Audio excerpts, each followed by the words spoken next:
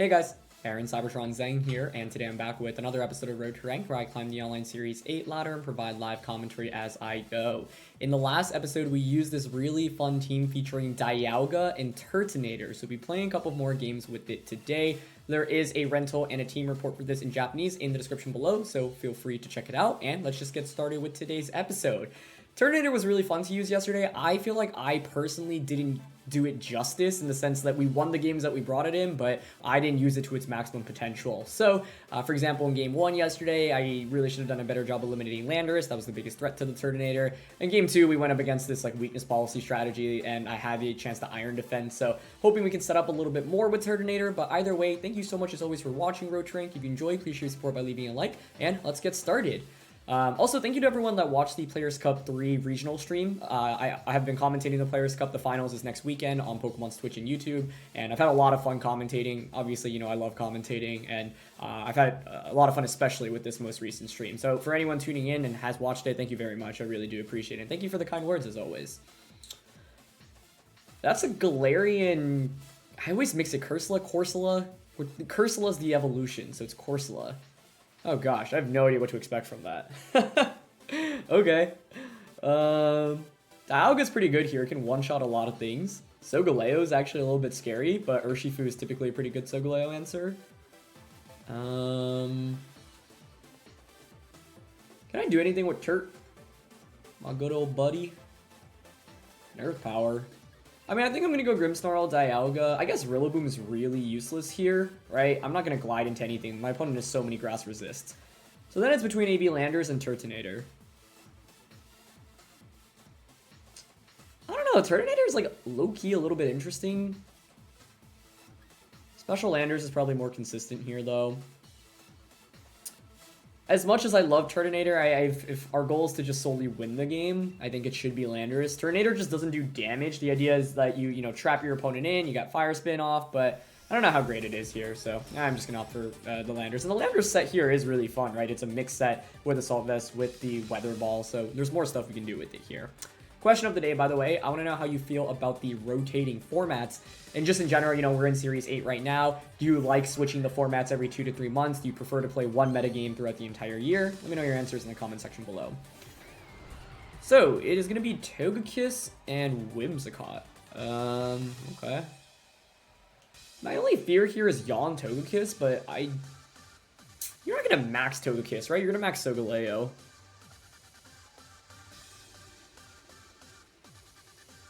I could fake out Whimsicott.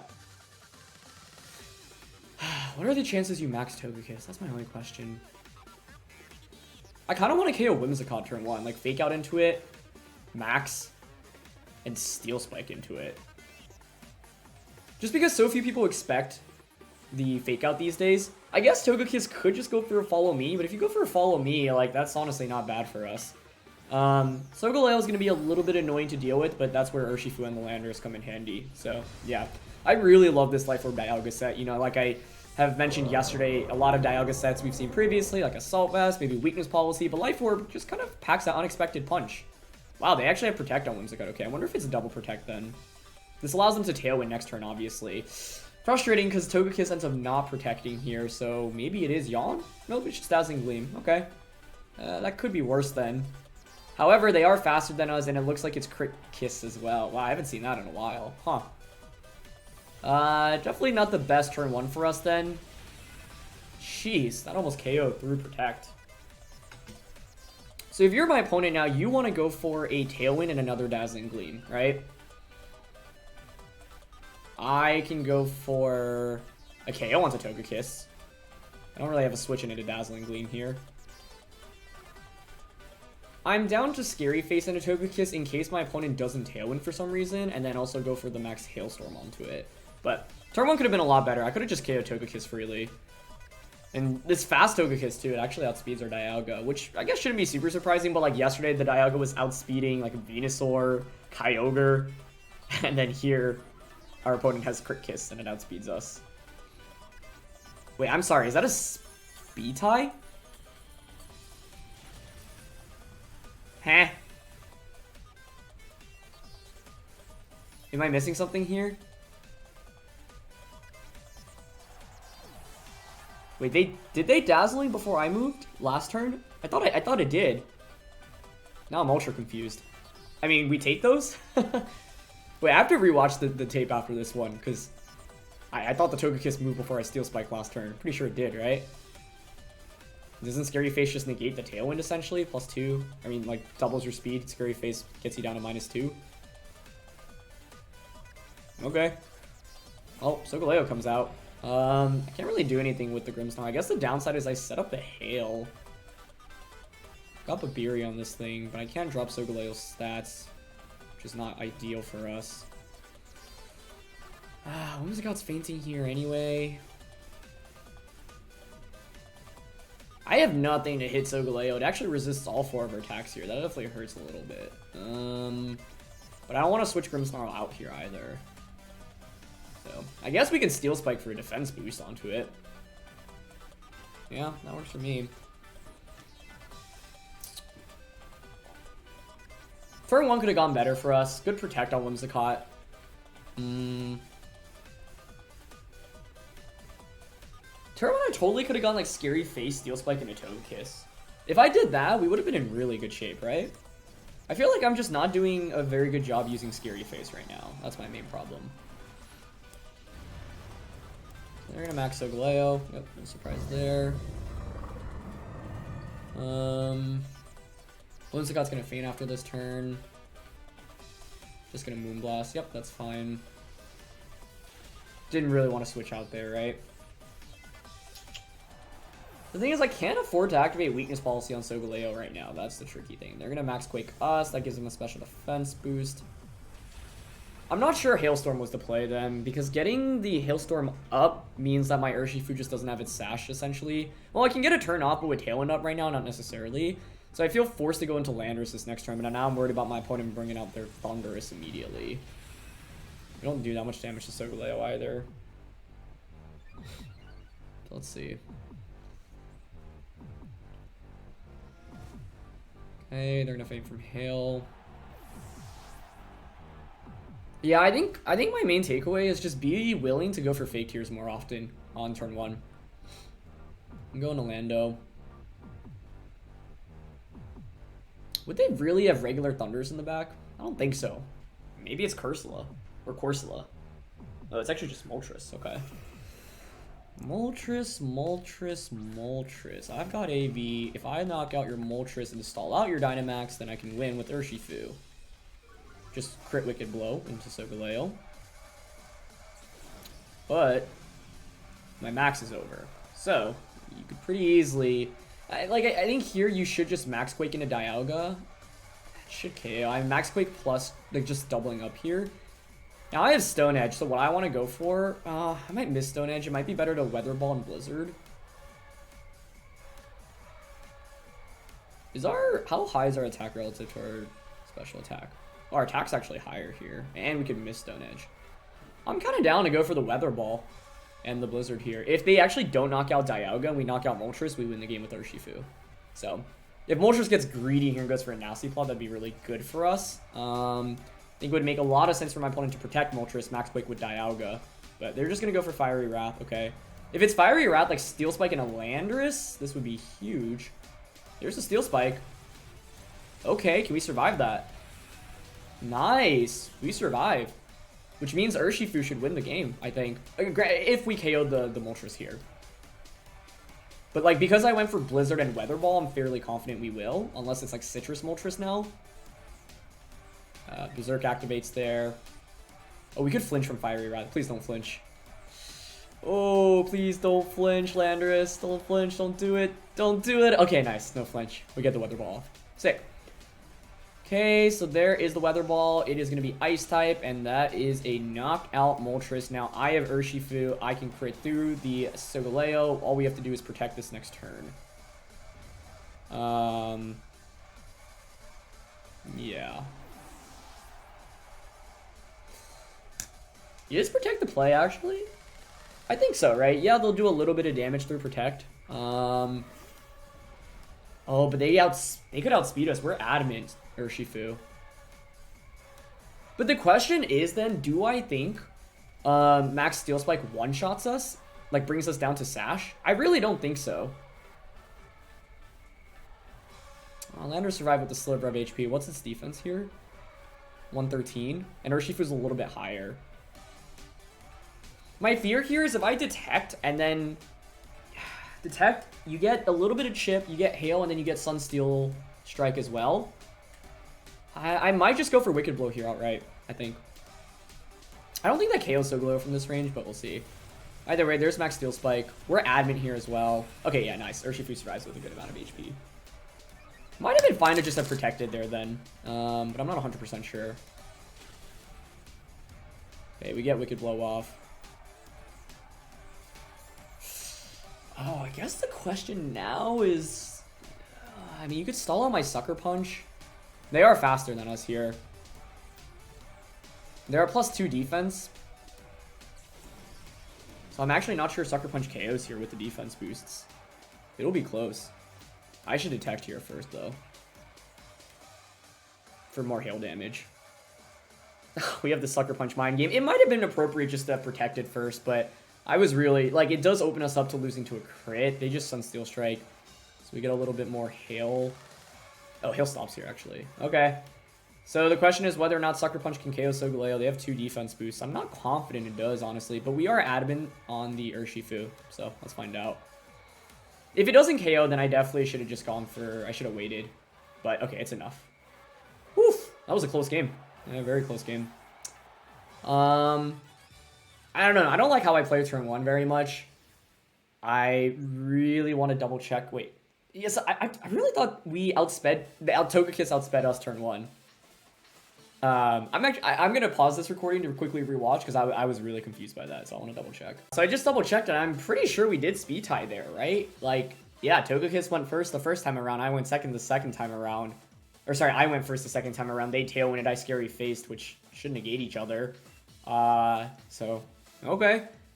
That is a big deal, though, I feel like, that we won the speed tie there. Unless I'm mistaken here, and Scary Face and Tailwind don't actually negate each other, but I thought, you know, isn't Tailwind double, and then Scary Face is -2?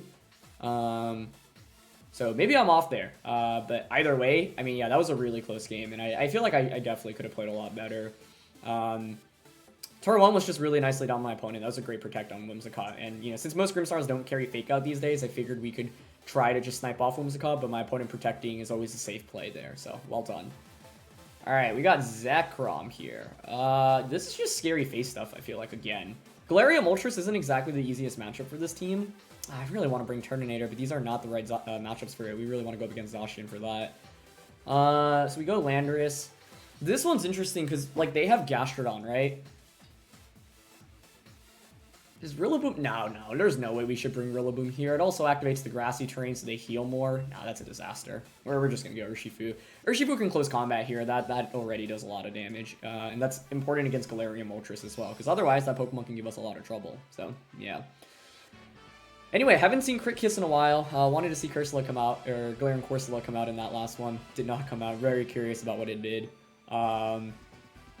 Yeah, I'm curious what the roll on Sucker Punch was there, because I wasn't 100% confident on it KOing either, to be honest. Comfey plus Zerkrom. I think this is just Scary Face Max Wormwind turn 1. My only fear is Zerkrom Ally Switch turn 1 on Comfey. Oh, please don't be Ally Switch. Because if you don't expect Scary Face, this is a game-winning play turn 1. If they Ally Switch, kudos to them. They're going to max first, yep. Because in this position, you expect Draining Kiss and then just a max move into Dialga, right? You're thinking, hey, Grimmsnarl's going to go for screens, maybe go for a... I mean, I wouldn't Fake Out here because I know I'm slower than Comfey, but the idea is you think Grimmsnarl's not going to be able to do too much to Zerkrom. Scary Face is the one move that can help us here on turn 1 before we do any damage. So, we're going to trade maxes here, and if it is not Ally Switch and we one-shot Zerkrom, we have such a monumentous lead that we should just be able to win the game. That's why Series A can be really, really dynamic. But with Ally Switch, there's always an out. But I don't want to read into Ally Switch on turn 1 here. I really don't, especially because my opponent doesn't know I have Scary Face yet on the Grimmsnarl, unless they've seen the team.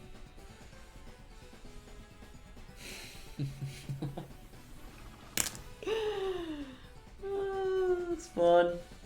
That is fun.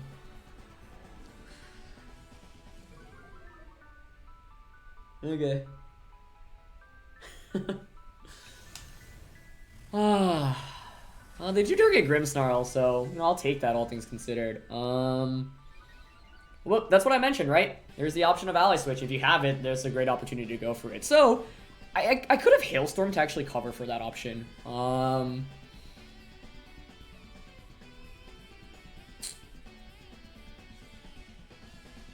Now you could just go for the self-proc and then Max Quake Dialga.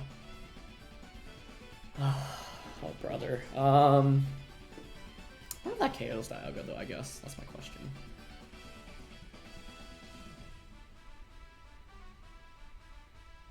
I'm going to read into them activating Zekrom's policy this turn and double up onto it. This is a little aggressive because if they ally switch again...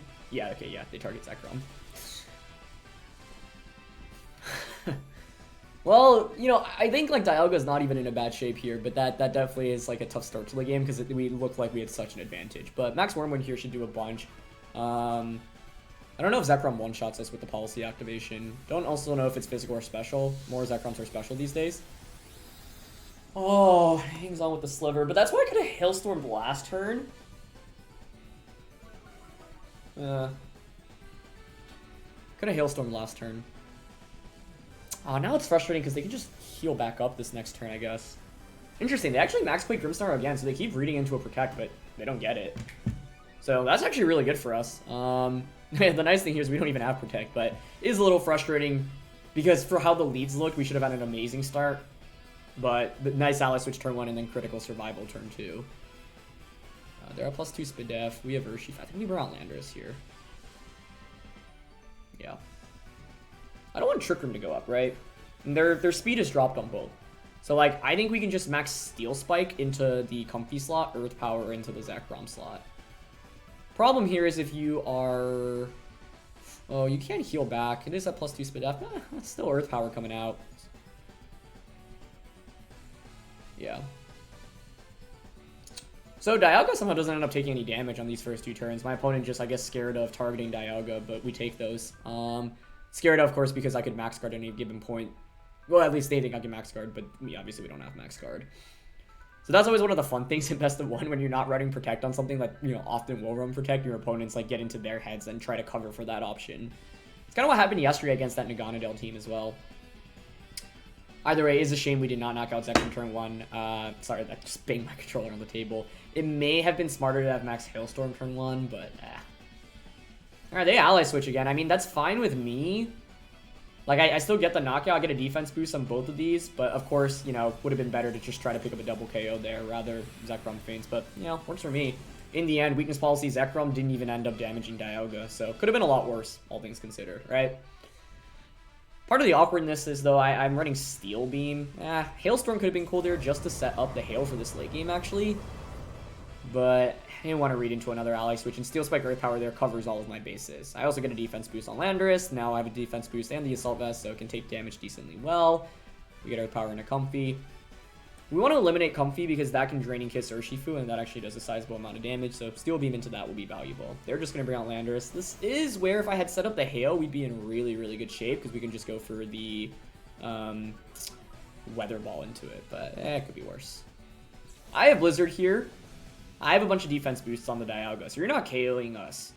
I do think, like, Blizzard is always scary outside of Hail, but, like, we have a defense boost, so Earthquake isn't KOing us anytime soon. And if we hit, it's huge, right? So I think here I'm actually content to just Earth Power and Blizzard.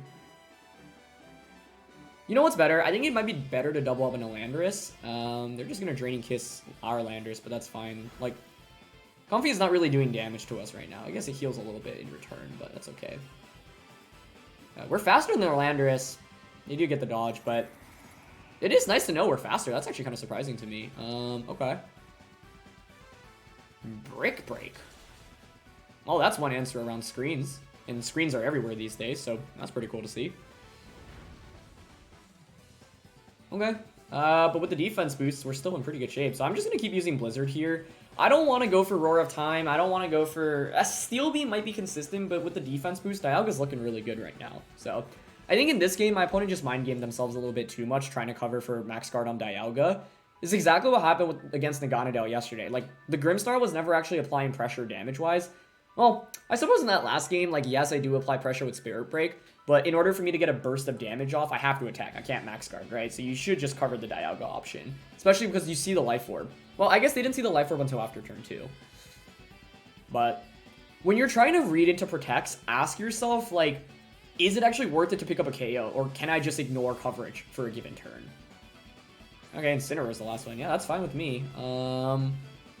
Urshifu will be great in this endgame. We really want to just knock out Comfey, but my opponent's late game damage is definitely a little bit lacking right now. We're just going to keep draining Kissing. That's fine. There is value to switching out my Landorus to reset Intimidate, but the thing is I don't necessarily want Urshifu to have its Sash broken yet. Okay, Incineroar dodges the Blizzard, that's fine. Comfey is probably the more important target there. This is a pretty defensive Comfey though, and partially because of course the Max Quake boosts. But that's fine, I'm slowly whittling away at it. It actually faints. Was that a crit? Yeah. So, I mean, fortunate crit for sure. Comfey wasn't going to take one more attack though anyway, and like, Incineroar in that position could only fake out one Pokemon, so yeah, like, it is what it is. Either way, Landorus comes out. Urshifu in the late game is looking really good for me. I think we just Earth Power Incineroar, and well, now I could Roar of Time actually, maybe. Earth Power, Incin. I want a Blizzard here first. I'm actually really surprised my Dialga keeps outspeeding all of these Pokemon. Like, but we take it. They're just gonna fake out. The thing is, your Landorus, yeah, it just keeps brick breaking, but with the defense boost, it just doesn't do that much. 87 down to 37, but I'll outspeed you next turn. This next turn, I might opt for Roar of Time rather than Blizzard, because I don't want to miss. Earth Power is a guaranteed KO onto Incineroar. Yeah, we have this game won with Urshifu in the back at this point. My opponent just needed to get better leverage out of their Zerkrom, and actually deal with my main threat in the Dialga. So, it's always better to just Power Gem here, because you don't want to risk any misses, and with Sash Urshifu in the back, this game's a lock, because Earth Power can deal with the Incineroar. So, great damage from Power Gem there. Ooh, they do outspeed us with their Landorus. Okay. They're going to go for Rock Slide. They're hoping for flinches right now, but we've been very fortunate to dodge flinches throughout the course of today's episode. Like, if the Fiery Wrath flinched either of my Pokemon in that last game from Moltres, we're done for. If Rock Slide flinches here, well, this game I think we had locked up, to be honest, because I think late game Urshifu just wins, but yeah. So, I'll go for... Yeah, I'll see how much Weather Ball does here. And we can go for the Steel Beam animation. We get to use all the animations with Dialga this time around. Nice. Alright, sick. Steel Beam Dialga. I think that should just KO. Beautiful. So this is a classic example of a game where you... Like, I got out a little bit lucky after the turn 1 ally switch. Or after turn 1, because my opponent just never targeted Dialga with the turns of Zerkrom. And while it's good to read it into a max guard, sometimes you should just play safe, saying, hey, even if you max guard, I still get a lot out of this turn in the sense that I know that next turn, the odds of you protecting again, you have to go for a double, right? So let's see, lefty's Gastrodon. So while it's good to try to read into your opponent's protect sometimes, I think in that match, it was entirely too early for my opponent to try to read into a protect. So it was special Zerkrom, yeah, with that Earth Power. Actually, if you're running max ground, it should be special Zerkrom, right? So my opponent could have had a easier time in that matchup if they just targeted my Dialga, like, both times on turn 1. If you target it on turn 1 and then on turn 2, then it means my Dialga doesn't hang around. My Dialga is really essential in dealing damage to everything else. So, yeah. I think we're going up against James Eakes for this third one. I recognize his in-game handle. I believe he just qualified for the Players' Cup 4 using the team on the opposing side. So that's pretty cool. Not a Turtonator day, unfortunately. Very sad about that, but that's okay. This is definitely a Dialga matchup. I think it's Dialga, Grim, Rillaboom, Urshifu. Yeah, it's absolutely those, actually. So let's see what to watch out for here. How do you stop Grimmsnarl in the early game? Because I think it's just Grim, Dialga, Rillaboom, Urshifu in the back. Fake Tears plus Dialga looks really good. I think James's best answer here is probably going to be that Metagross against us. So you can lead Metagross, for example, right? But we have Babiri Berry on Grimmsnarl, so I'm not even that concerned if you max Metagross. Because the thing is, I just target around Metagross, try to pick up like 2 KOs, and then leave Urshifu for the late game. Now, Landorus, there is a decent argument to be made here solely for Earth Power into Metagross over Rillaboom. I think Urshifu always needs to come out as an answer against Metagross. Rillaboom's value here is dealing with Kyogre, because that is my opponent's one restricted Pokemon, and it gives us Fake Out support. So, I don't think Turtonator ever comes out here, sadly. These are not the right Turtonator matchups. You typically want to bring Turtonator against either Zacian or Calyrex Ice Rider. If it's not one of those, then, you know, your opponent better have a lot of Pokemon. Like, A lot of physically oriented Pokemon that can't do that much damage. Now, in this matchup, because there's Zapdos, because there's Kyogre, it just does not make very much sense for Turk to come out. But we got a feature yesterday, so I can't complain. Today's the Dialga show, though, for sure.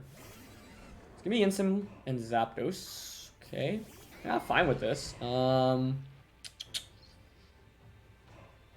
I wonder if base 150 Wormwind KOs Incin. Oh, wait, we have Max Rockfall. Hold up. That's kind of hype. Hold the phone. The Zapdos here could totally be used as bait, right?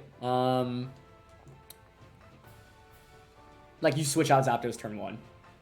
Because Zapdos is not good into Grim plus Dialga. I really don't think you want to max that. So the play I lean towards is honestly Fake Out into Incineroar, max Dialga, and Rockfall is 270, Wormwind is 225. Or sorry, 260. What am I saying? Right? After same type attack bonus. I'm just going to go for that Life Orb max Rockfall into Incineroar, double up onto Incin. I'm down to try this out. Because I don't think Zapdos is in a good spot. I feel like you want to protect or switch out right now, maybe into Metagross. Kyogre should definitely be in the back, but they are actually going to max Zapdos. Okay.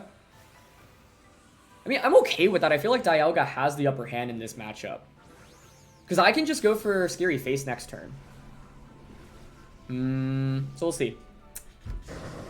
I like don't mind doubling up on Incin turn 1 because I think Zapdos protecting or switching out does feel a little bit likely, and even with this max, I don't think you one-shot either of these two Pokemon anyway. And I think Dialga wins the trade-off in this matchup, especially because we have max Rockfall and max Hailstorm. So next turn I can just go for Fake Tears and then one of the max moves, assuming Dialga doesn't get too hit by Zapdos' max moves. Dialga's really nice into all these Kyogre teams. So that's why it's a really cool meta call right now. Okay, nice. We get the Fake Out onto the Incineroar. A little bit of chip. They were going for a priority attack. It's just going to be max Airstream coming out. That's fine with me. Grimmsnarl gets dangerously low, but as long as we survive, that's fine, because Dialga's looking real nice right now. I guess the idea was to probably just go for a parting shot onto Dialga here. Yeah, that makes sense. It was probably Fake Out onto Grim. Or sorry. Yeah, it was Fake Out on a Grim. But the idea is you can parting shot next turn. Nice. Max Rockfall gets the 1-hit KO, though, so that's good. Eliminating Incineroar is honestly kind of nice just because we do have that Rillaboom and that Urshifu in the back. So like this next turn I can go for... Well, there are actually a bunch of interesting options. One of them is to Scary Face whatever's coming in. The other is to just Fake Tears double up on Zapdos. But they now know I have max Rockfall. 33 down to 21. We take 12 damage from Sandstorm, so we can obviously survive another one, which is good. Kyogre should be in the back. Yeah, so there's Kyogre. So here's the thing. I could go Scary Face Wormwind into Kyogre right now. Or Fake Tears, Hailstorm, Zapdos.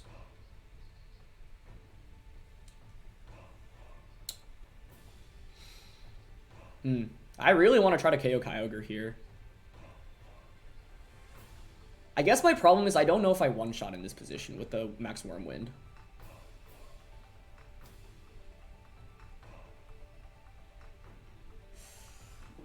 If I double up on Zapdos and Kyogre gets a Water Spout off, that's not great. Assuming Zapdos protects. And worst case here, I mean, you protect Kyogre, but then I get a free switch into Rillaboom. Okay, I'm going to go Scary Face Wormwind into Kyogre here. Nice. Let's get it. Yep. Sick. That's a really good turn for us. And the thing is, what's the worst case scenario, right? Kyogre protecting, Zapdos max air streaming. Like, that doesn't even hurt me that much, in my opinion. You either knock out Grim or you do a little bit of chip onto the Dialga. But, like, this is why this turn 1 trade-off I thought was fine. Now, unfortunately, we actually don't get the 1-hit KO onto the Kyogre, but, like, that's fine. I'm assuming they're just Origin Pulsing in this position. Let's see. Oh, it's Water Spout. It is enough to knock out the Grimmsnarl, though. Okay. So I'm a little sad we actually couldn't pick up that one shot, but that's okay. I've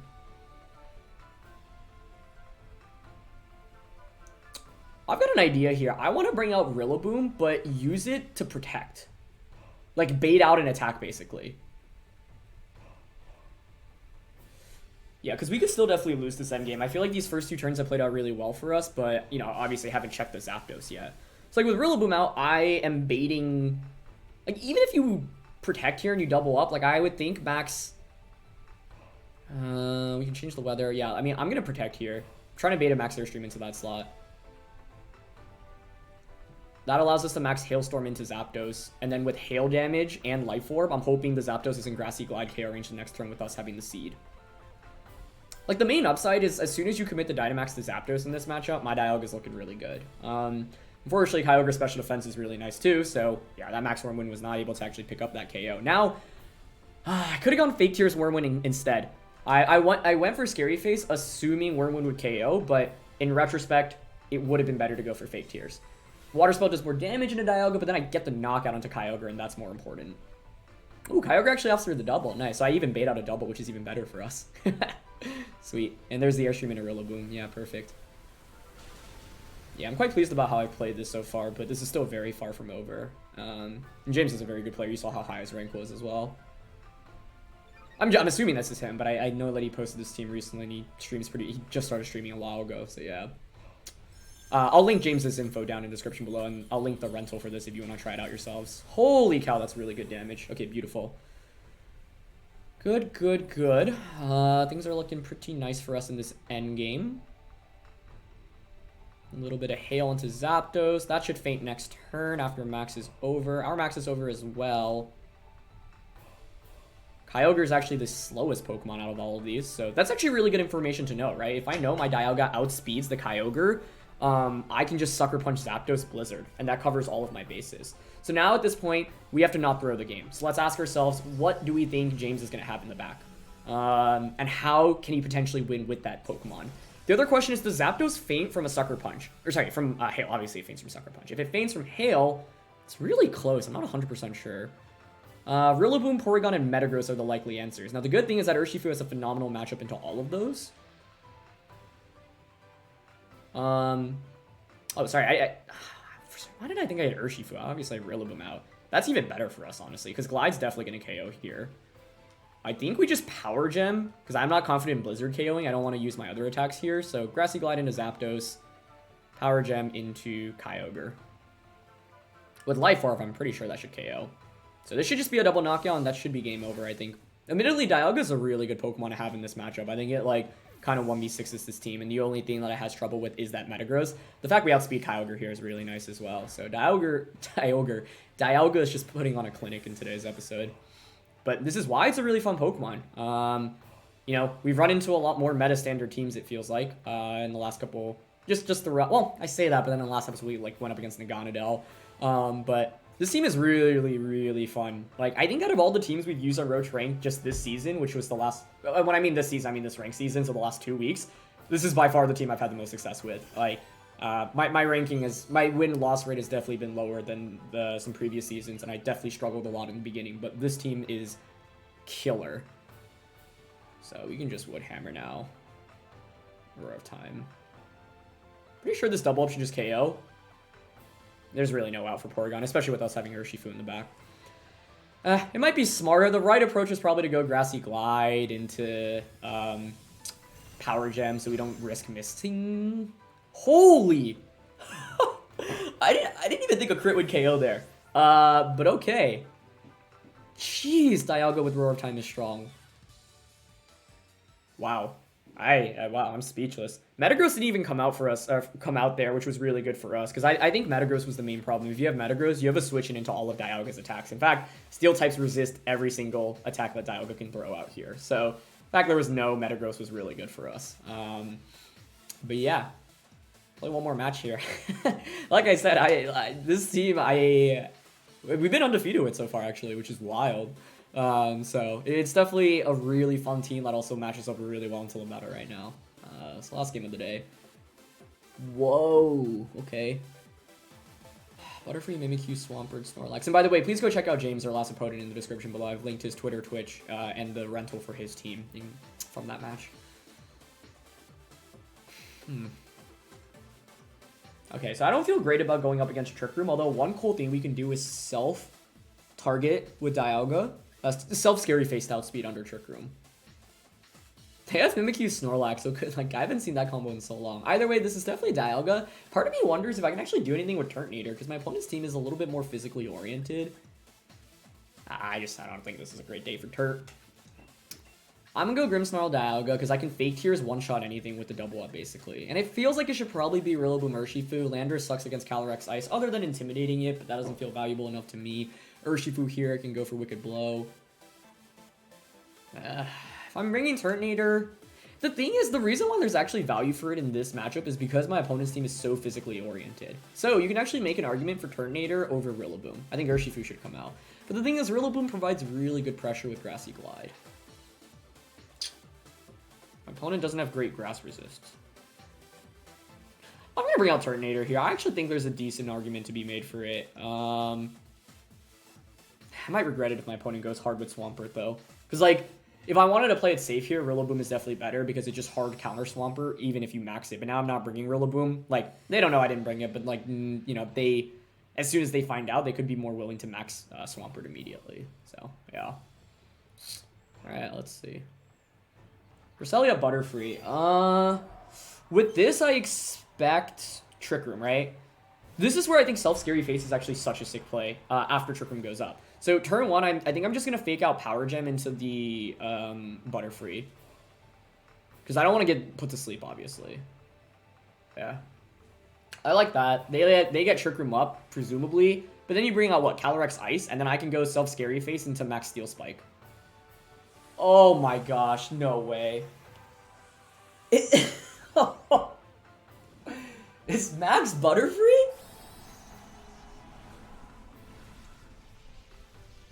Now that was never something I'd considered. But it actually will work against us because I went for Fake Out. Oh boy. Okay. Oh, we're faster than it anyway.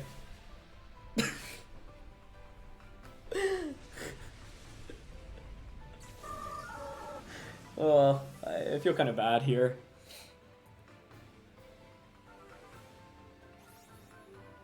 Wow. Attract Cresselia. I mean, I don't see how my opponent comes back after turn 1. That's like, if you lose your max like that without me even spending a turn of max, I think it's just, excuse me, game over. Okay,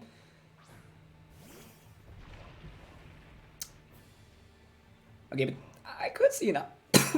Oh, I'm so shook by that. Whew. Okay, low-key attract is scary. Like, I actually want to switch out here. I guess my opponent could still Trick Room. Alright, let's bring out Turtonator. Turtonator, Wormwind into Snorlax. That works for me. Well, yeah, I mean, us having the Power Gem was actually really nice here. And, like, the Max Butterfree makes sense if you're expecting Fake Out and me to target Cresselia turn 1. But I feel like the upside in all of these games we've played today is our opponents keep maxing something that doesn't do well into Dialga. And so it's like, okay, you know, like, yes, you caught me off guard with this max on turn 1. But, like, how much do you actually get out of it? And the answer is not very much because Dialga is just such a solid rock defensively. So now we get Turtonator out. It's actually pretty nice defensively here. If it's not Belly Drum Snorlax, I think this game is definitely wrapped up already. I don't think Max Wormwind will one-shot, but because they don't protect now, even if you are Belly Drum, you just take so much damage from the Belly Drum itself. Maybe it was correct to bring out Urshifu there then, so I could just Sucker Punch instead. I think that might have been smarter. This team is so fun. It's definitely one of my favorite teams we've used, just because it features some really cool stuff. Yeah, okay, it's Belly Drum. It actually doesn't get in range of getting it up either, so that should put us in a really commanding spot. Okay, well, last game with Turtonator, I think now we can finally get some setup with it. So let's just Iron Defense. That works for me. And I'm down to just Max Wormwind into Snorlax here. Actually, Steel Spike is better there because it gives us a defense boost. And you're just Helping Hand, that's fine. You didn't get the boost up, so there's no way you're really... Okay, it's Earthquake. Well, that is the best attack to have in this position, but it's -1 attack, so it's really not going to do that much. And yeah, Turtonator just does not care about it. I don't know. I feel like the Max Butterfree turn 1 play is just really greedy, because, like, even if you get it, you're hoping for the rolls, right? And in Pokemon and in VGC, you never want to, like, flip coins on turn 1 if you can avoid it. Now, maybe my opponent felt like Dialga was just so good into this matchup, they were like, I have no other out anyway. And quite frankly, actually, if they didn't Max Butterfree, we just fake out Power Gem for a KO. I actually think, like, this matchup was really, really hard for them, especially because we had Grimmsnarl for that Self-Scary Face into Dialga. So I think Grimmsnarl plus Dialga alone was just super good here. But by giving up Butterfree turn 1, by maxing, like, there's just no way you can come back in this match, as long as I Wormwind into Snorlax turn 2. Now, if I didn't Wormwind Snorlax, this could have been a little bit more interesting, but now we actually have a position where a late-game Turtonator should just be able to close out the match for us. So, yeah. I mean, this team is actually incredible. I am such a fan of it, so try it out yourselves. I hope you have some fun with it, because I definitely enjoy it. Here I'm content to just Fire Spin Cresselia, go for a Steel Spike here. Let's get the Turtonator to +3. We can just get it to +6 and then Body Press, but there's really no way my opponent can come back at this point, unless you... No, even if you crit Turtonator here, Urshifu just wins the endgame. Now we get the Fire Spin Residual on a Cresselia. This was actually a nice endgame for Turtonator, though, and they did not bring the... Oh, that's actually just Glacial Lance. Actually does a lot of damage to Dialga. But Turtonator should seal up this game. Turtonator, yeah, without Swampert coming out here for my opponent, was actually very, very good. Attract Cresselia, also not something I've seen very often. We saw Attract, Trick Room, Helping Hand. Probably a Psychic type attack for the last one, although you could run a Nice type attack as well. Because Psychic in this meta isn't as good as it was in previous meta games that you would use Cresselia in. So it's lefties. The only way, like... Every time you gain a Monumentous lead, you just want to ask yourself, like, let's not throw the game, let's not throw the game, how do we not throw the game, right? And in this game, the answer is to just not activate a weakness policy. I mean, my opponent's main win con is getting crits at this point. We're at +3 defense, so I'm just going to protect here with the Turtonator. Yeah, I think it's actually fine to switch out into Grimmsnarl here. Like, well, we have such a Monumentous lead, we probably could have just given up Dialga, get Urshifu in, whatever, but... One way we could lose is actually, like, Glacial Lance snowballing really quickly, right? So the thing is, with this play, unless you crit Grimmsnarl right now... With this KO, actually, either way it's fine because we get to bring in Urshifu, and Urshifu's sashed. So it's like, we have such a Monumentous lead, my opponent can't come back. Just wondering if it was worth it to actually sacrifice Dialga to get a free switch into Grimmsnarl. That actually was probably smarter. Yeah, I think that was definitely smarter. What do you know? It actually does KO Grimmsnarl. Okay. That's pretty cool. So giving up Dialga would have been, or sorry, giving up the Dialga would have been better there. I don't think my opponent can beat Turtonator at this point anyway, so it's like we could play this endgame in so many different ways, but I think it might be more optimal to actually sacrifice Dialga there to get the free switch in Grimmsnarl so then I can fake out the subsequent turn. Yeah, either way, we have Sash on Urshifu, so like I'm not really concerned right now. And Turtonator's looking very good too. But let's bring Urshifu out. With Urshifu, what do I want to do? So last turn Trick Room, correct? Okay, now actually, that last turn was a little bit careless on my end. I was just talking about how we should like not throw the game, but that was not exactly the greatest turn on my end. I'm just gonna Body Press for Chip onto Cress, protect. Because Urshifu Dialga wins this endgame every time after Trick Room is over. The one thing we'd want to watch out for is a potential ally switch on Cresselia after this next turn. But you'd have to Helping Hand High Horsepower here. I don't even think that KO's Turtonator, to be honest. Nice. Body Press just gets the KO. It might have been smarter to just have Body Press last turn, honestly, but that's fine. This was a game where we had such a big lead where, like, even if we don't play perfectly, it's really okay. But you always want to ask yourself, like, what is the best route? Because getting into the mindset of, like, asking yourself that question is really valuable, especially when you're in scenarios where, like, you don't have as monumentous of a lead, for example, right? TR expires. Nice. And we can just go for Body Press. Can't miss that. And Wicked Blow. Oh, actually... Oh, it doesn't matter. We can activate Weakness Policy here because there's no way you knock out Urshifu. And so it's like even if I activate Policy and you Glacial Lance, Urshifu survives with Sash and we just KO next turn. So typically you want to avoid activating a Weakness Policy, but in this case it doesn't make a difference. So I was like, I could close combat here, but whatever. Yep, so there's the Policy. My opponent did have Mimikyu Calyrex, and I don't know, maybe... this is a really tough matchup for them, though. Dialga and Turtonator are just really good here, actually, as well as Urshifu. So there's Glacial Lance. Let's see if Turtonator can survive this. It was pretty clutch yesterday. Dude, this thing is good. It's good in the right matchups, but it is very good in the right matchups, and my opponent's team was entirely physical here. So the main thing in this game was, one, my opponent giving up their max turn 1. I still think it's just a greedy max, because at best, you're not doing damage with Butterfree, right? So you're hoping for status conditions, but, like, is it worth trying to inflict status conditions on Dialga?